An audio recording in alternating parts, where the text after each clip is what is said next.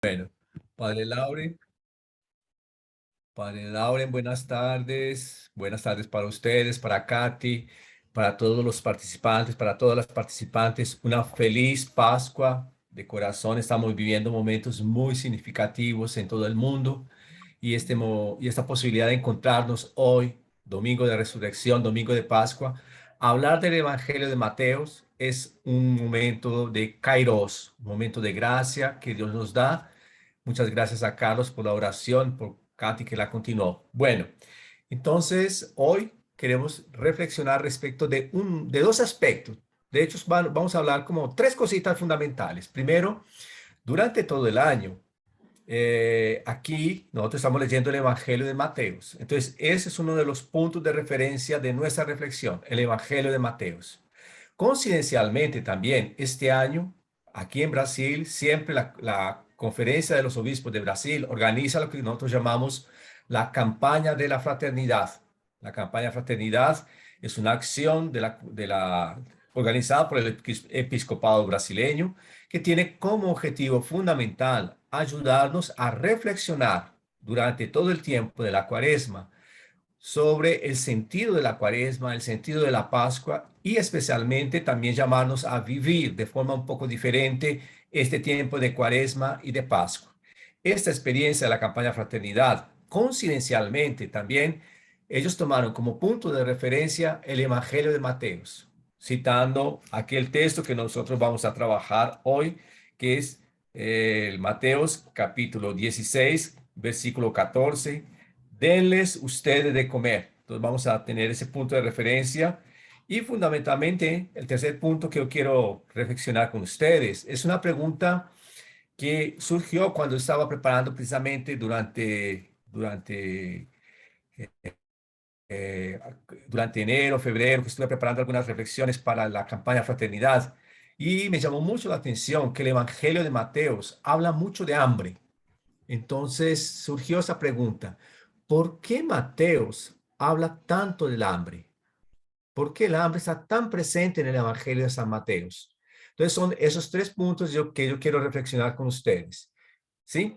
Bueno, entonces yo no sé si ya podemos comenzar entonces con la presentación. Alguien coloca, Padre Lauren, coloca nuestra presentación y vamos entonces a entrar de lleno en nuestro tema, teniendo como punto de referencia esos tres ejes que yo les acabo de nombrar: el Evangelio de Mateos, la campaña Fraternidad y la pregunta ¿por qué el Evangelio habla tanto de hambre?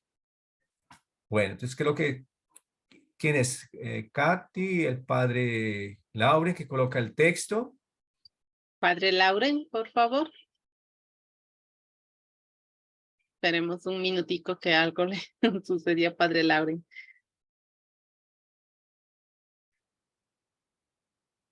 Si no, Ah, ya lo va a colocar. Eso, perfecto. Bueno, muy bien.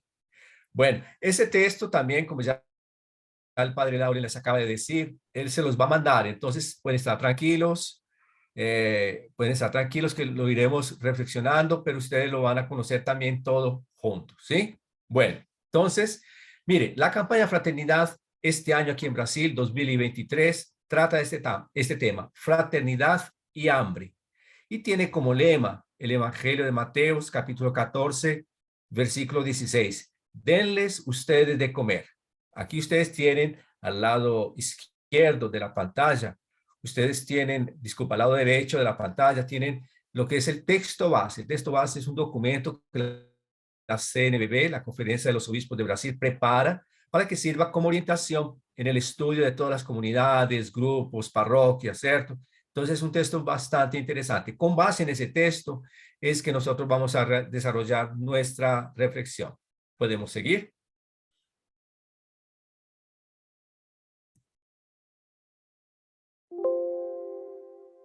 Bueno, entonces, la campaña de fraternidad es una iniciativa de la Iglesia brasileña que comenzó a realizarse en 1964. O sea, nosotros ya tenemos prácticamente 60 años haciendo este trabajo de la campaña de fraternidad.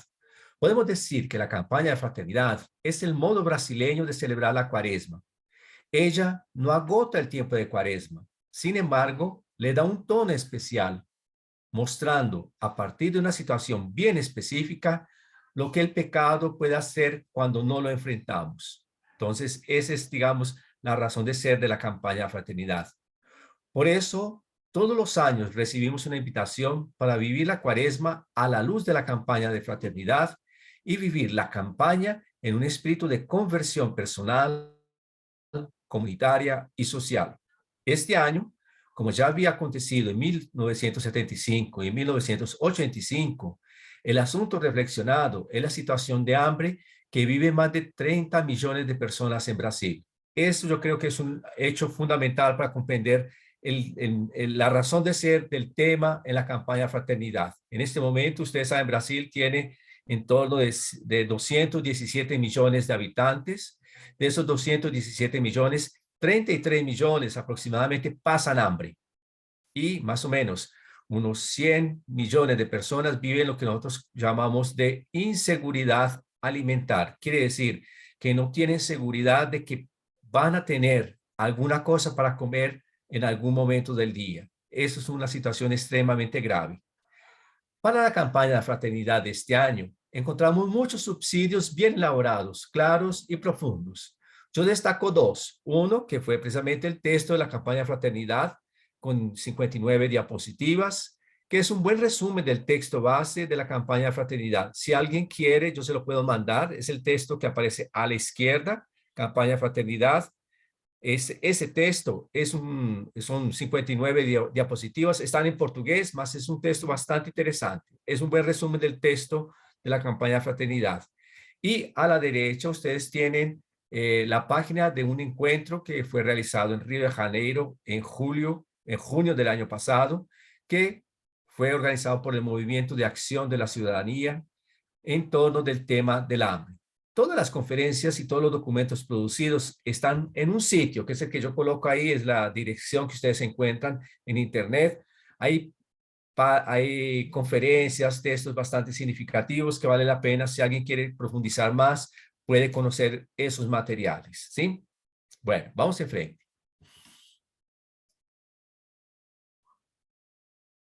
De los dos materiales citados, quiero resaltar algunos elementos. Primero, quien tiene hambre tiene prisa. Y eso es fundamental que lo tengamos muy presente. Muchas veces nosotros pensamos, no, pero delante de la situación de hambre, podemos esperar un poco, podemos pensar en soluciones a largo plazo y todo. No, quien tiene hambre tiene prisa. Cuando las personas están pasando por necesidades, nosotros tenemos que tomar acciones inmediatas. Y eso es fundamental tenerlo siempre muy presente en nuestro trabajo pastoral. La realidad de hambre puede abordarse a partir de diversas perspectivas. Yo puedo ver el hambre y su relación con la raza, con el sexo, con la escolaridad, con el salario, con la edad, con las deudas, con la reforma de la ley laboral que fue realizada aquí en Brasil en 2016, disculpa. Cada uno de estas perspectivas nos ofrece luces para comprender el calidoscopio del hambre. Es muy interesante. Miren, cuando vemos las estadísticas, cuando vemos los documentos, las encuestas que son realizadas, podemos verificar varias cosas. Primero, hambre y raza. La mayoría de gente que pasa hambre en nuestros países son negras. Son negras o son indígenas. Son personas, entonces, el hambre tiene raza. El hambre tiene sexo. El hambre es mucho más padecido por mujeres de que por hombres. Son muchas más las mujeres que pasan hambre que los hombres que pasan hambre. El hambre tiene que ver también con la edad.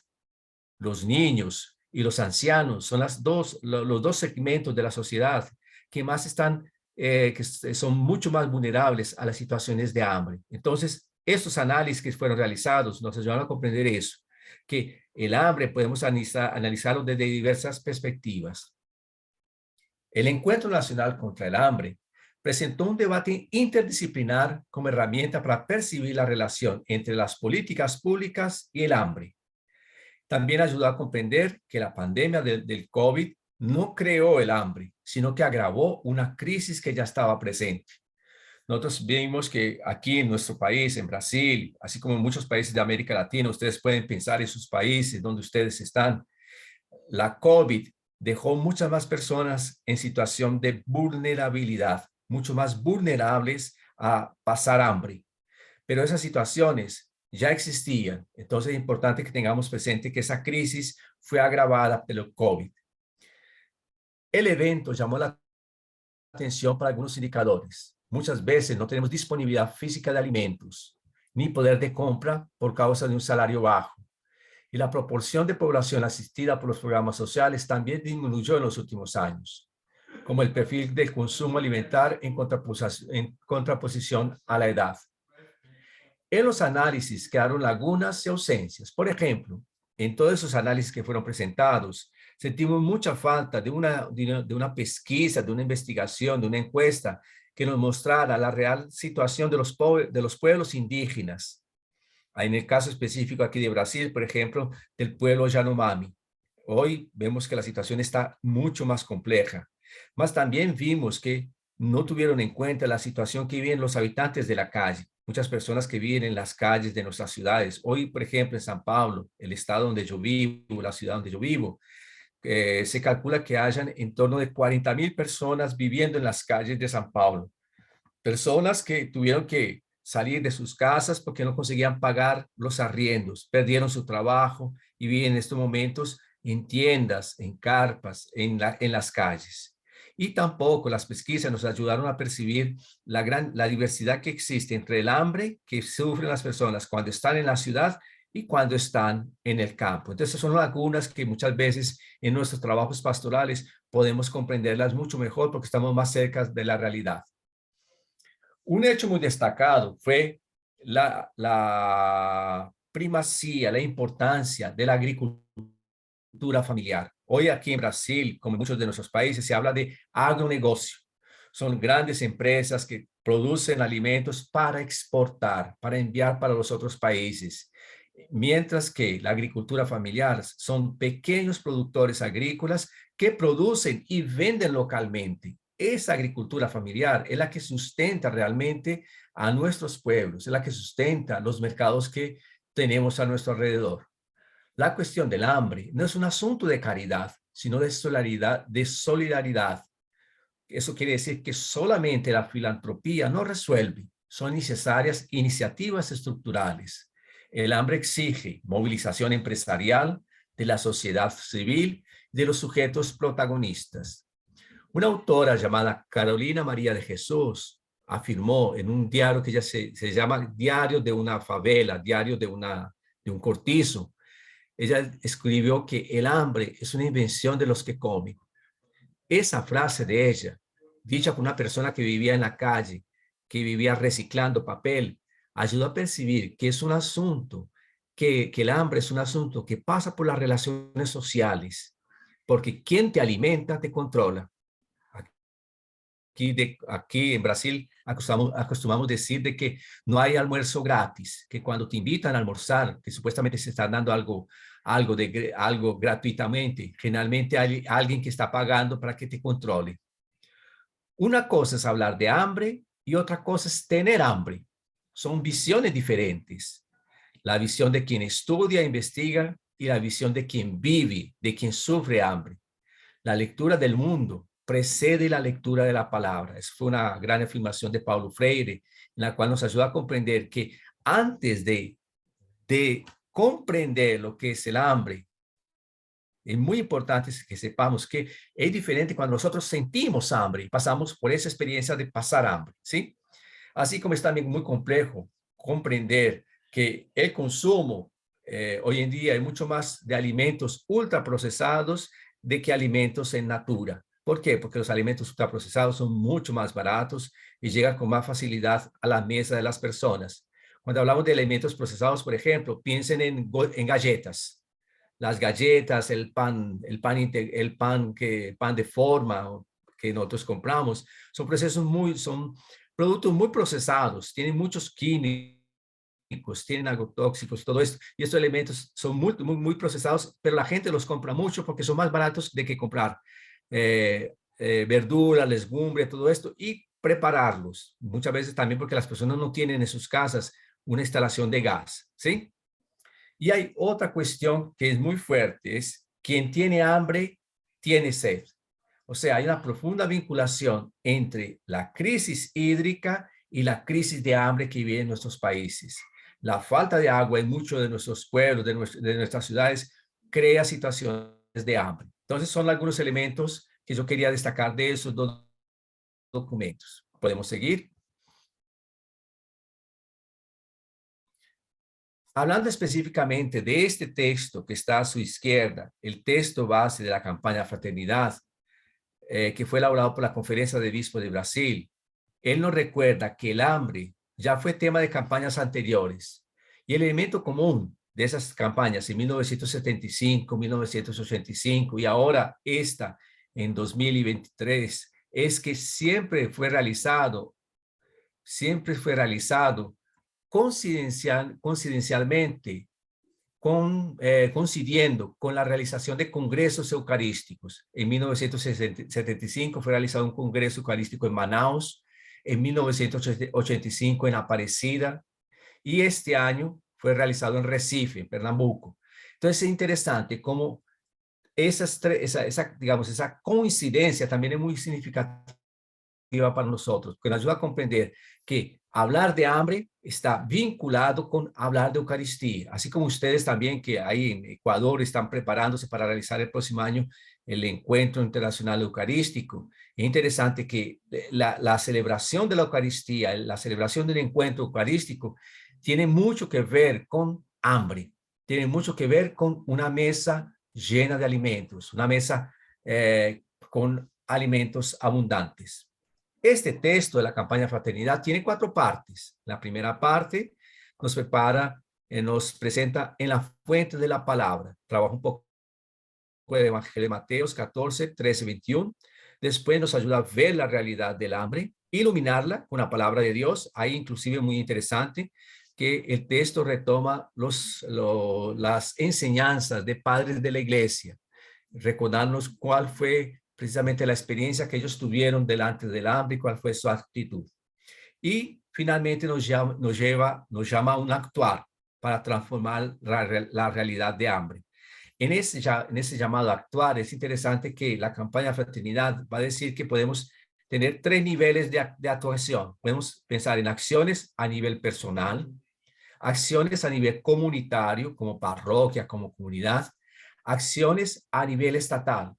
Cuando hablamos de nivel estatal, hablamos a nivel de municipios, de provincias y de gobierno. Ahí entonces es necesario que nosotros también tengamos una participación activa en la vida política de nuestros pueblos, de nuestros países, porque es responsabilidad de los estados, de los gobiernos, garantizar el bienestar de todos sus ciudadanos. En el texto de Mateos, vamos a descubrir que Jesús se llenó de compasión y que es precisamente en el corazón de Jesús donde jamás habitó la indiferencia, pues él siempre pensaba en los otros, que Jesús se conmueve y a partir de ese conmoverse nace la actitud de solidaridad que vamos a trabajar hoy. Perfecto, muy bien. Bueno, hay algunas partes que yo ya las conversé con ustedes en el encuentro que tuvimos a comienzos del año sobre Evangelio de Mateo, entonces podemos pasar un poco más rápido, ¿sí? Y es para que tengamos un poco más de tiempo de entrar al texto bíblico específico, ¿sí? Entonces, por ejemplo, con referencia a Mateos, ustedes ya saben muy bien que según la tradición, él fue uno de los 12 apóstoles, ¿sí? Pero que sabemos que quien escribió el texto no fue propiamente este Mateo, sino la comunidad que está por detrás de él. Es probable que Jesús haya dado a Leví el nombre de Mateo, que significa don de Dios. Pero no sabemos nada de su vida. Estrictamente hablando, el autor del Evangelio, de su nombre, es un cristiano desconocido, un rabino, entre comillas, o maestro de la iglesia de Antioquía, que en torno del año 75-80 escribió un evangelio de concordia para judíos y paganos cristianos. Bueno, muy bien, vamos enfrente. Hay un poco, Mateos ha escrito su evangelio para exponer el principio y sentido de la iglesia, fundada en la confesión de Pedro, que representa a todos los cristianos precisamente de esa experiencia de encuentro con Jesús, cuyo testimonio él, Mateo, ha querido recoger y ratificar de un modo judío. Es entonces un evangelio con 4 características: un evangelio confesional, porque confiesa su fe; narrativo, nosotros sabemos que Mateo es un gran narratólogo, hace una narración muy, muy interesante en su evangelio. Cuando uno comienza a leer el evangelio, se va dando cuenta de todas las estrategias narrativas que lo utiliza. Es un evangelio profundamente eclesial y es un elemento característico que tal vez ha sido bastante destacado a lo largo de los siglos.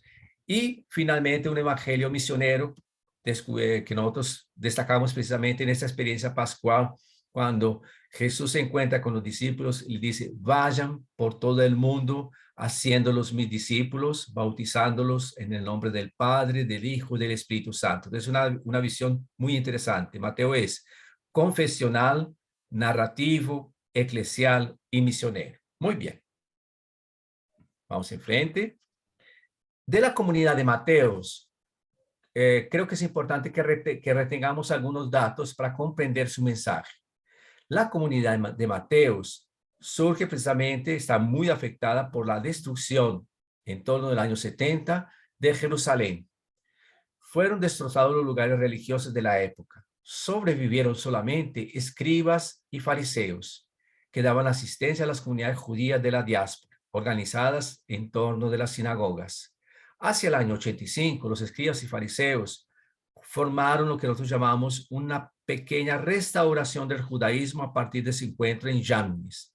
Reformaron la religión de Israel, ahora sin templo, centrando la vivencia religiosa en el culto de las sinagogas y en la fe y observancia de la ley. Importante destacar que estamos en torno del año 70 después de Cristo, un momento de profunda crisis económica. Recuerden, cuando los países están en guerra, cuando los países son colonizados, cuando los países son invadidos, su situación económica es extremadamente precaria. Entonces, es una comunidad que vive en crisis, en un país que fue destruido, una región que fue arrasada por los romanos y que está precisamente bajo control de ese imperio romano. Muy bien, vamos enfrente.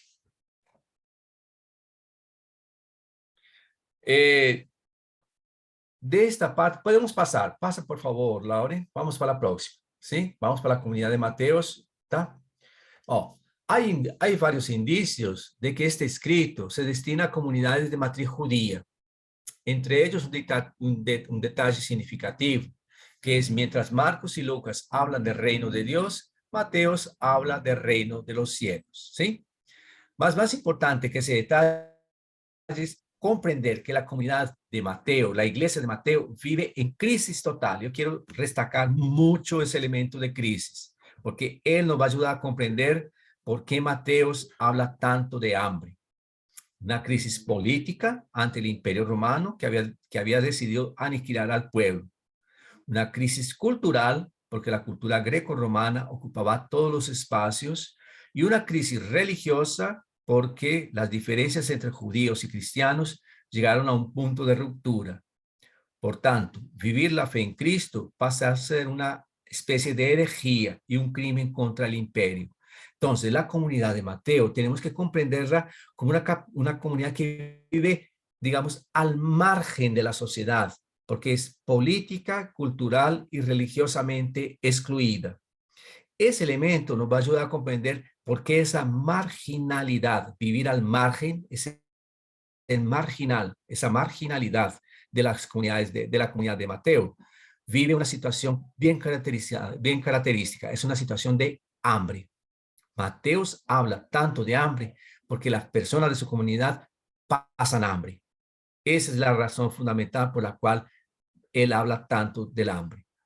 La comunidad de Mateo presenta un cierto grado de organización, especialmente en torno a celebraciones y servicios. Tiene un bautismo, una cena, es muy importante. Esto de la cena es muy, muy importante porque si una cosa que aparece también muy claro en los evangelios es que Jesús aparece en muchos momentos comiendo. Y eso destaca precisamente esa centralidad del alimento, de lo que un gran teólogo canadiense llama de comensalidad. Bueno, muy bien, vamos enfrente. Entonces, Mateo escribió su texto envuelta hacia el año 85, al final de unos decenios de intensa creatividad y discrepancia entre los partidarios del cristianismo nacional y otros que querían trascender este nivel. Bueno, perfecto, muy bien. Creo que ahí podemos pasar este slide también. Muy bien. Mateo ha optado por contar de nuevo la historia de Jesús para ofrecer así una interpretación judía del Evangelio. Eso creo que es un elemento que hoy está siendo bastante destacado en todos los análisis, en todos los estudios que son realizados del Evangelio de Mateo. Muchas veces nosotros pensamos que el Evangelio de Mateo es antijudío. No, no olvidémonos, no podemos olvidarnos de que Jesús era judío y que Mateo, junto con todos los otros 11 discípulos, eran todos judíos. Entonces, es importante que destaquemos y resaltemos que esa identidad judía es fundamental para comprender el Evangelio. La novedad está en que Mateo nos quiere presentar esa interpretación judía en una perspectiva universal, pues Jesús es rabino y maestro de todos los hombres y de las mujeres, no solamente del pueblo de Israel, enseñando con su vida y abriendo con su muerte para por el reino un camino de salvación que es judío para todos. Mateo ha querido abrir así para el conjunto de los pueblos de la tierra los tesoros del judaísmo por medio de Jesús, para llegar a todos, especialmente a los pobres y pequeños, retomando la presencia creadora de Dios desde el Génesis, sin ratificar el poder dominador de los reinos como entidades políticas y mucho menos de los imperios. Muy bien, vamos enfrente. Bueno, en esta misma línea nosotros podemos comprender el sermón de la montaña, Mateo 5:7, que desde ese sermón de la montaña hasta el último discurso de Mateo 23-25, el Jesús de Mateo ha trazado para todas las naciones, desde los enfermos, impuros, los negados y excluidos de la historia, un camino de humanidad, de aprendizaje y discipulado, que resulta inseparable de su propia trayectoria. Esto es, el don de su vida al servicio de los demás. Mateo escribió en un momento de ruptura y crisis para recrear y abrir la tradición de una iglesia judeo-cristiana que corría riesgo de encerrar a Jesús en su ley particular nacionalista, simbolizada por Jerusalén, y así lo hizo, sin abandonar su raíz judía, la raíz judía de Jesús y de la iglesia. Bueno, muy bien, vamos enfrente. Bueno, esto ya usted lo conoce muy bien, ya lo presenté en un encuentro anterior. Yo les decía que el Evangelio de Mateo, nosotros podemos organizarlo en 5 libros. Tiene una introducción, después tienen los 5 libros, ¿tá? Más ese material usted ya lo conoce, entonces podemos pasarlo e ir un poco más enfrente para nuestro texto, ¿cierto? Ahí está el 4º libro, el 5º libro y la conclusión que sería precisamente los capítulos 26 y 28, 26 a 28, donde nosotros tenemos la Pascua de la Liberación, que es precisamente el fin de la injusticia y la llegada del reino de justicia. Muy bien. Podemos ir enfrente. Ahora, entremos entonces en algo que creo que es muy importante para comprender este asunto de el hambre en el Evangelio de Mateo. Entonces, nosotros podemos hacer primero un mapeamiento en el Evangelio de Mateo de algunos textos que hablan de este asunto, que hablan de alimento, que hablan de comida, que hablan de hambre. Llamo la atención precisamente para ese primer texto, capítulo 4, versículo del 1 al 11. Si ustedes están con su Biblia al lado, ustedes pueden ir mirándola, pueden ir haciendo el estudio junto conmigo, ¿sí? Ustedes pueden ver que en ese capítulo 4, versículo del 1 al 11, que es precisamente un relato que nosotros conocemos como el relato de las tentaciones. Es muy interesante que lo primero que se nos dice de Jesús es que Jesús sintió hambre, ¿sí? Es lo primero que nos dice el Evangelio de Mateo. Es interesante, si ustedes pueden ver que el capítulo 1, 2 son precisamente los textos de la genealogía de Jesús, el nacimiento de Jesús. Capítulo 3 comienza con el bautismo de Juan Bautista, el bautismo de Jesús. Y después, capítulo 4, donde Jesús comienza su ministerio, lo primero que se nos dice de Jesús es que él estuvo 40 días y 40 noches y al final sintió hambre. Interesantísimo, colocar ese sentimiento como base para el comienzo de la misión de Jesús. Y entonces nosotros tenemos, ustedes conocen muy bien el texto, ¿cierto? No vamos ahora a repetirlo. Es precisamente que a partir de esa situación de hambre que aparece la tentación, aparece el tentador. Si tú realmente, o ya que tú eres el Hijo de Dios, ordena que estas piedras se transformen en pan. Entonces, esa es una primera tentación que nosotros siempre vamos a tener muy presentes y que siempre vamos a estar sufriendo. Es convertir todo en pan. O sea, pensar que la situación se resuelve solo con dar cosas, solo con pan. Y la respuesta de Jesús, citándole precisamente una tradición del Antiguo Testamento, es: no solo de pan vive el hombre. O sea, el alimento es fundamental, pero el alimento es un camino, es un primer paso dentro de ese proceso, ¿sí? Luego nosotros tenemos en el capítulo 5, precisamente en el texto de las bienaventuranzas, precisamente en 5, versículo 6, ustedes tienen esa bienaventuranza fundamental. Felices los que tienen hambre y sed de justicia, porque serán saciados, ¿sí? Luego tenemos en 6, capítulo 6, versículo 5, una oración del Padre Nuestro, que es muy interesante que ustedes presten atención, que en el Padre Nuestro solamente utilizamos 2 veces el posesivo nuestro, cuando decimos Padre y Pan Nuestro. Padre nuestro que estás en el cielo, danos nuestro pan de cada día. Padre nuestro y pan nuestro. Interesante que nosotros vamos a percibir que uno no existe sin el otro. Solo podemos hablar de Dios como Padre si tenemos el pan en nuestras mesas, ¿sí? Y luego, entonces, capítulo 6, hay bastantes referencias económicas, como en el capítulo 6, 19, donde se nos invita a no acumular. Precisamente en esa tradición de la Pascua, ayer leíamos el texto de la experiencia del pueblo que sale de Egipto. Y cuando el pueblo está caminando en el desierto, recibe el pan de Dios, el maná. Y el pan de Dios, el maná, no podía ser guardado de un día para el otro. ¿Por qué? Porque se podría. Y cuando las cosas se pudren, pierden su cualidad. Entonces es muy importante que ese llamado que Jesús nos hace a no acumular es precisamente para que no nos pudramos como el maná. Y en el capítulo 6, 22, tenemos también esa contraposición entre una mirada generosa y una mirada hambrienta. Y el llamado fundamental a no se puede servir a Dios y al dinero, a la mamona. La preocupación, después en el versículo 25, la preocupación: no se preocupe con qué van a comer o con qué van a beber. Y repite en el 31, no se preocupe con lo que van a comer, beber y vestir.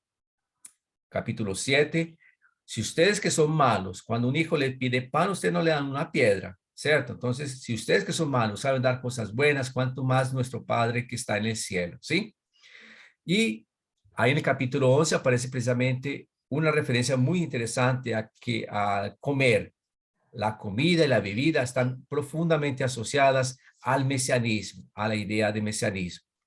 Y en el capítulo 12, más o menos en la mitad del Evangelio, ustedes ven que nosotros tenemos ese texto donde dice que los discípulos estaban con hambre, ¿sí? Dice que Jesús estaba caminando con sus discípulos por el campo un sábado y ellos sintieron hambre y comenzaron a recoger las espigas, ¿sí? Es muy interesante que el Evangelio de Mateo nos coloque que Jesús sintió hambre y que los discípulos también sintieron hambre. Es un dato muy, muy importante para comprender precisamente la razón de ser del mensaje que Mateo nos presenta. Muy bien, vamos enfrente.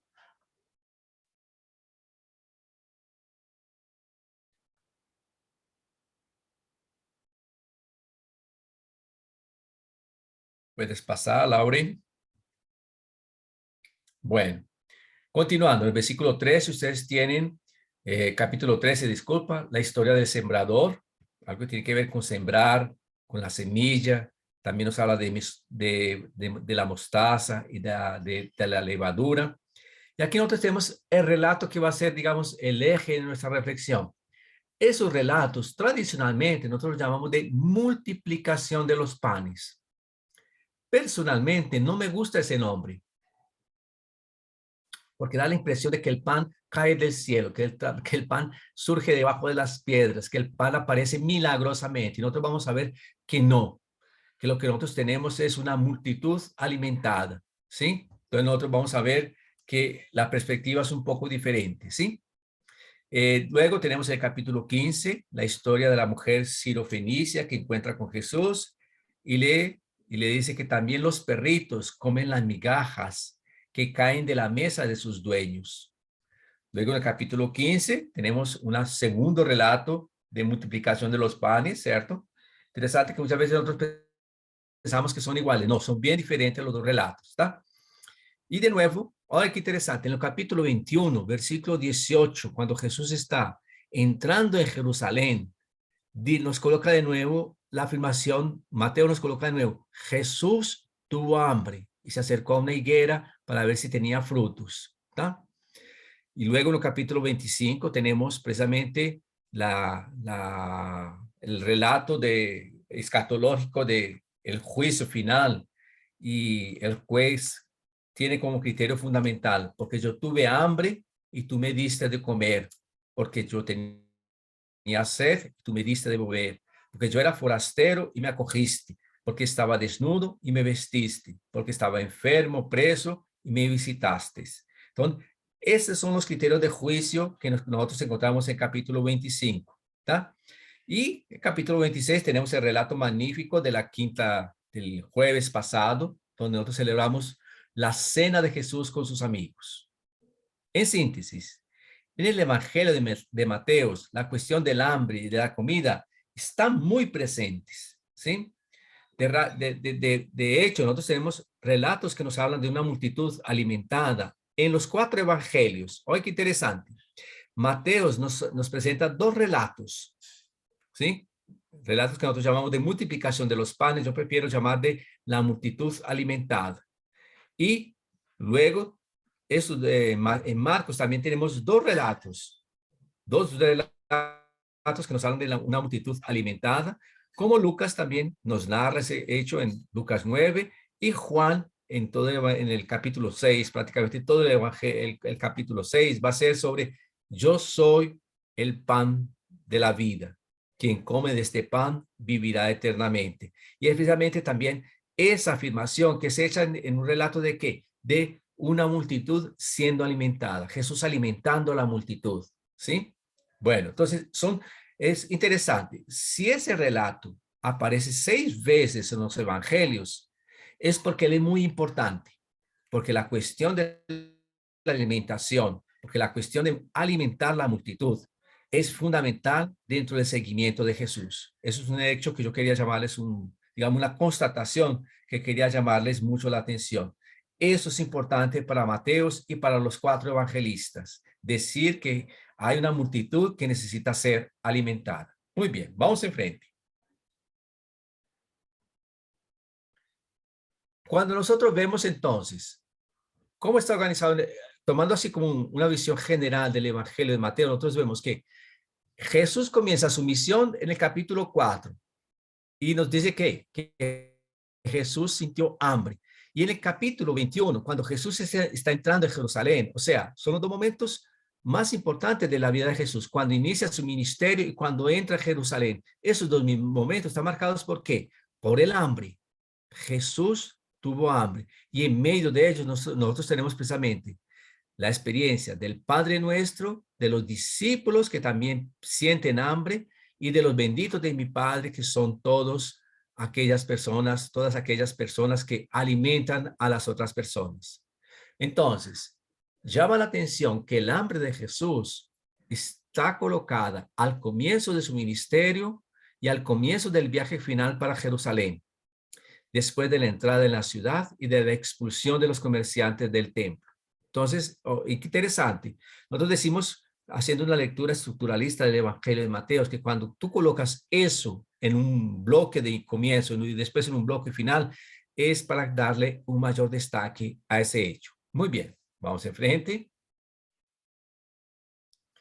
Entonces, ¿qué podemos concluir de ahí? Primero, que el relato de las tentaciones aparece en los tres evangelios, Mateos, Marcos y Lucas.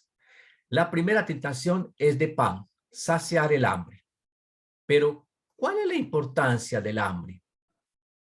Además de ser una necesidad básica que debemos suplir, el hambre, con mayor radicalidad, deja al descubierto nuestra fragilidad, muestra nuestra vulnerabilidad y así nos humaniza. ¿Qué quiero decir yo con esa frase muy interesante y bien simple? Muy simple. Cualquier persona, por más poderosa que sea, por más dinero que tenga, por más poder que tenga, siente hambre. El cuerpo le exige alimento. O sea, el hambre le muestra que por mucho poder que tenga, es humano. Eres un ser humano, eres limitado, eres vulnerable.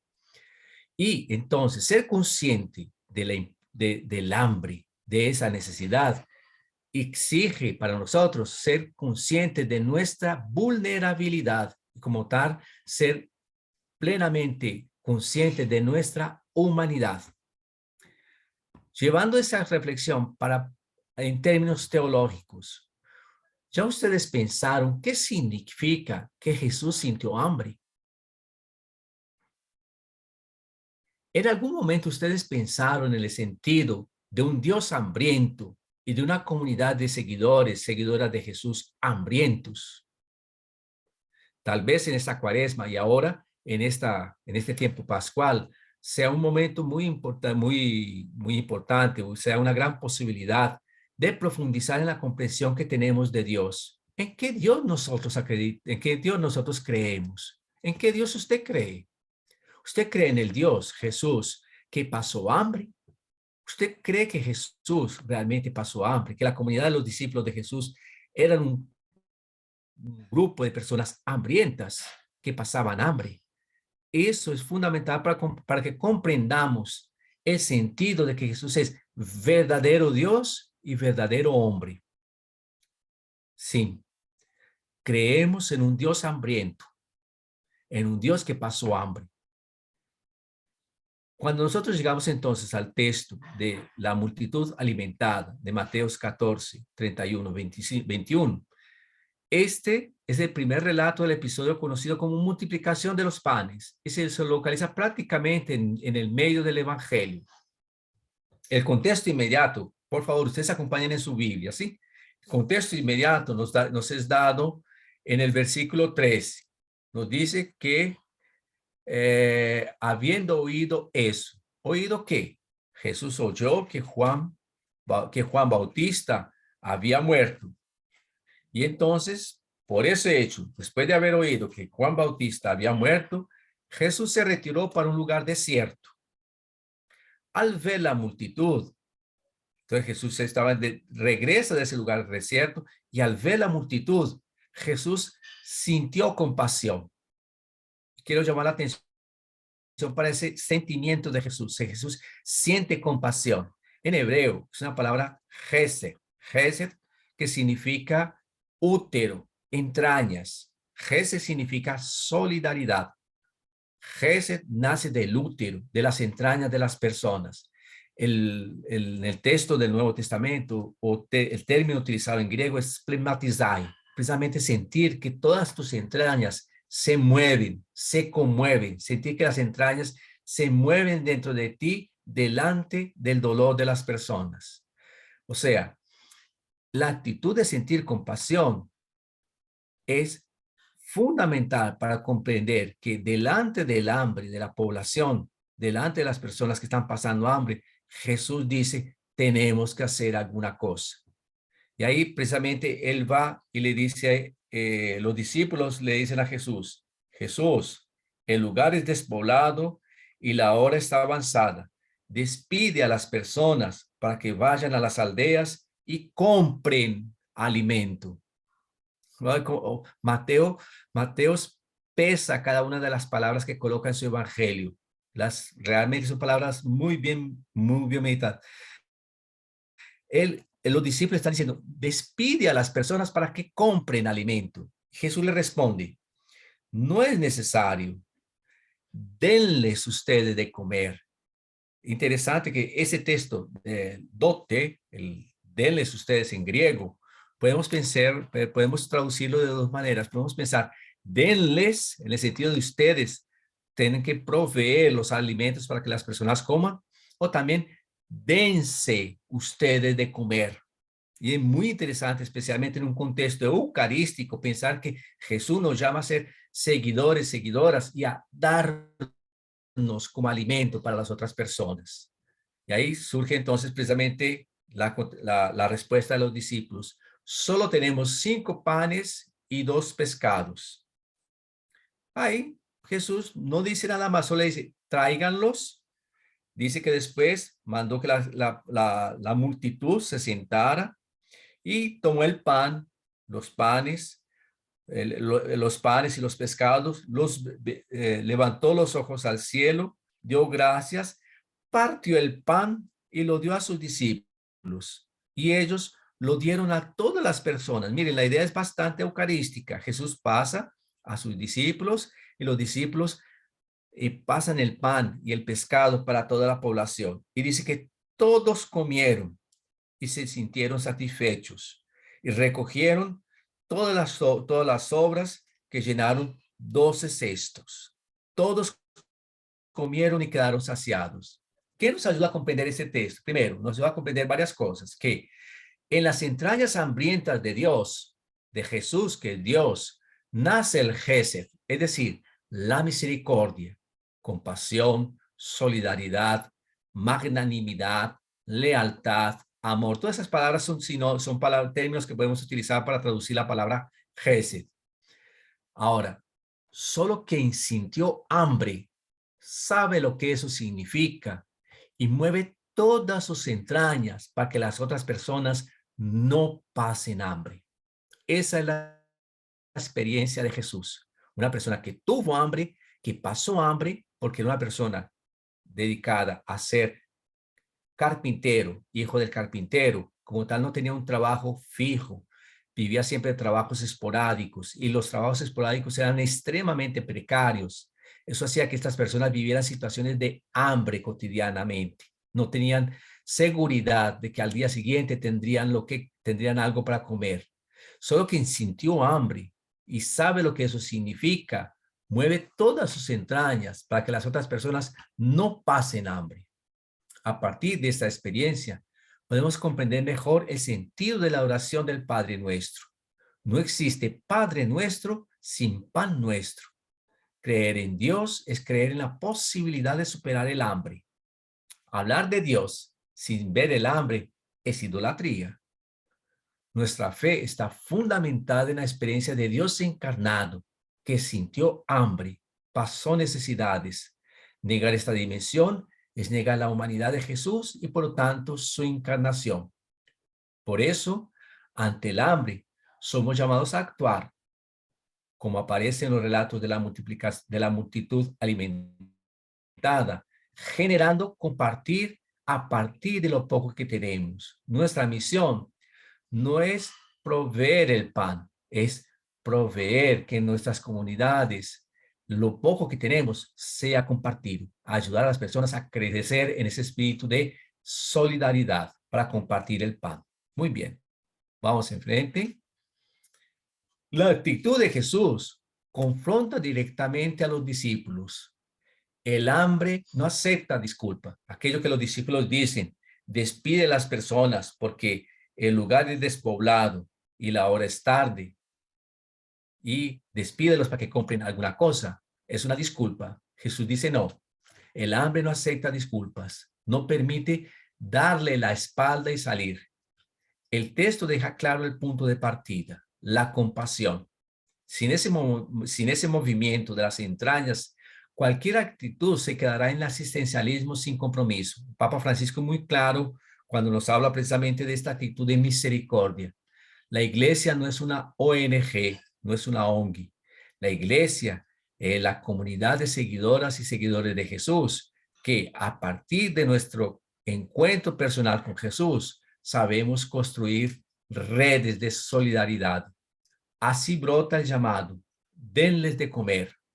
Es un compromiso, en primer lugar, de los discípulos que mueve las iniciativas para descubrir qué se tiene, qué hay en medio de nosotros. Hay 5 panes y 2 pescados. ¿Qué tenemos en nuestras comunidades para generar pan? ¿Qué tenemos en nuestras comunidades para generar solidaridad, para generar compartir?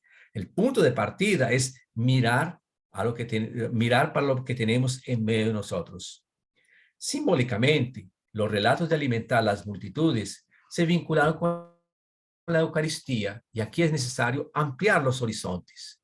La Eucaristía es una acción de gracias, es la comunidad que se reúne toda junta a celebrar su fe, a dar gracias a Dios por su Pascua, porque pasa por nuestras vidas y tiene como experiencia fundante una comida. En los evangelios, Jesús muchas veces aparece comiendo y bebiendo. Y es muy interesante que una de las figuras fundamentales para expresar el reino de Dios es una mesa llena de comida. Desde el comienzo de los evangelios hasta el final del libro del Apocalipsis, ustedes van a encontrar el reino de Dios, lo identificamos con una mesa llena de comida. ¿Para qué? Para expresar que la comida es para todo el mundo, para todas las personas. Nadie está excluido de la mesa. Y esa experiencia de comensalidad, de comer juntos, es la que nos hace hermanos y hermanas. Muy bien, vamos enfrente. Por eso es fundamental comprender la vinculación entre el hambre y la Eucaristía. Nosotros no podemos celebrar nuestra Eucaristía y permanecer impávidos, permanecer inmóviles delante del hambre que viven nuestros hermanos, nuestras hermanas en nuestras comunidades. En el relato de las tentaciones, Jesús aparece con hambre. El hambre nos muestra nuestra fragilidad, nos hace humanos. El hambre nos humaniza. Dios se hace carne, fragilidad. Lo más humano es lo más divino. Por eso nosotros decimos, Padre nuestro y pan nuestro, porque creer en Dios es creer en la posibilidad de superar el hambre. Bueno, muy bien. ¿Podemos ir para la próxima? Muy bien. Y yo quería terminar precisamente ya finalmente citando este autor, Harari, es muy conocido, Yuval Harari, es un israelense, un historiador israelense, y él tiene 3 libros que ha escrito muy interesantes y en varias conferencias que él ha dado últimamente, él ha hablado bastante de esto. Formando personas solidarias. Si usted permite que una empresa o un ejército decida cómo rediseñar el ser humano, lo más posible es que potencialicen las cualidades que les interesan, como la productividad y la disciplina, y desprecien otras, como la sensibilidad y la compasión. Y el resultado será que tendremos personas muy inteligentes y mucho más disciplinadas, pero superficiales y espiritualmente pobres. Y esto no mejorará al ser humano, sino que lo degradará. Yo creo que esta es la misión fundamental de nosotros en nuestras comunidades cristianas, en nuestras iglesias, en nuestros colegios, en todos los espacios donde nosotros estamos. Formar personas solidarias. ¿Cómo? Formando personas más sensibles y más compasivas. Porque solamente de esa manera nosotros podemos mejorar la humanidad, podemos mejorar las personas que están junto con nosotros, que están junto a nosotros, y podemos crear una sociedad nueva. Crear un reino, crear el reino de Dios, construir el reino de Dios pasa por que las personas sean cada vez más solidarias y compasivas. Sin esas 2 actitudes, estaremos formando personas inteligentes y disciplinadas, pero humanamente pobres. Muy bien. Y el Papa Francisco, podemos pasar. ¿Cómo formar personas solidarias? Exige pensar juntos nuestros caminos para definir un nuevo contrato social. En ese nuevo contrato social destacamos en primer lugar el pensar juntos, que lleve a crear condiciones constantes dentro de la comunidad, la escuela, la sociedad, para una formación permanente. Por eso, La invitación es para dar prioridad a las acciones diarias, destacadas por el Papa Francisco como propuesta para la santidad.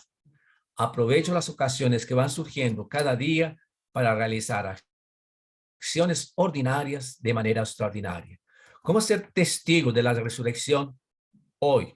Hoy somos testigos de la resurrección, haciendo las cosas ordinarias de manera extraordinaria, haciendo lo que tenemos que hacer todos los días de manera extraordinaria. Esa es la manera de decir, realmente Jesús resucitó y está en medio de nosotros. Y el Papa Francisco nos da 4 criterios en la Evangelii Gaudium. El tiempo es superior al espacio. La unidad se sobrepone al conflicto. La realidad es más importante que la idea y el todo es superior a la parte.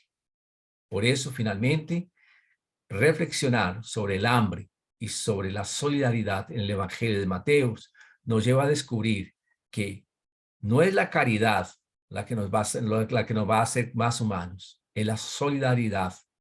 La caridad es vertical, va de arriba para abajo. La solidaridad es horizontal, respeta al otro y aprende con el otro. Muy bien, perfecto. Bueno, creo que ahí termina nuestra presentación y yo creo que podemos abrir entonces el espacio para algunas preguntas, comentarios. A ver, ustedes